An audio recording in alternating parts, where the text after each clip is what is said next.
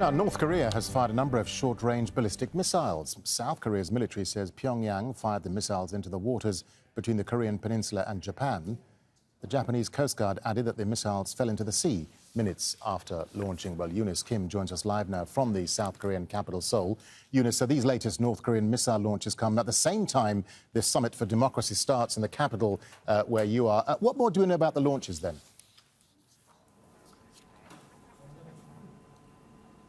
Right. The timing of this is quite interesting, given that we haven't seen North Korea launch a ballistic missile in more than a month now. But we are hearing confirmation from Japan that they believe North Korea launched 3 short-range ballistic missiles, while Seoul's Joint Chiefs of Staff has stopped short of putting a number on it, just saying that it detected several flying objects presumed to be short-range ballistic missiles within a 40-minute window from 7:45 this morning. Those flying objects flying from the Pyongyang area into waters east of the Korean Peninsula, traveling some 300 kilometers. Now, analysis is ongoing, but criticism has been swift, including from Japan's Prime Minister Fumio Kishida, who strongly condemned these latest ballistic missile launches, saying that they pose a threat not only to the region, but also to the international community.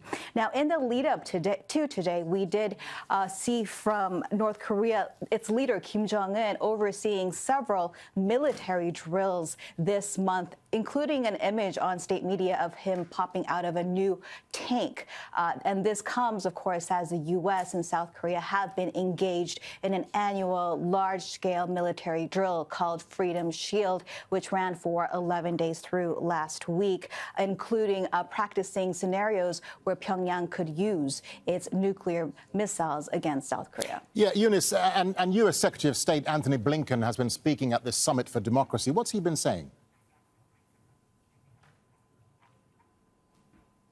Yeah, so we have several high-level officials in Seoul for that Summit for Democracy. It's a 3-day event taking place in a critical election year amid concerns of democracy being on a back foot. And I just want to bring to your attention the UK's Deputy Prime Minister Oliver Dowden, who said that among the threats to democracy is facing are autocrats holding what he called sham elections in an apparent jab at Russia and its newly elected President Vladimir Putin. Now, U.S. Secretary Blinken's remarks focused more on technology and the impact it could have in what he called the revitalization of democracy, especially for young people. He explained that will require shaping a technology that is inclusive, contrasting democracies against autocracies, which he said use technology to undermine democracy and human rights. So the youth and technology are big themes in this year's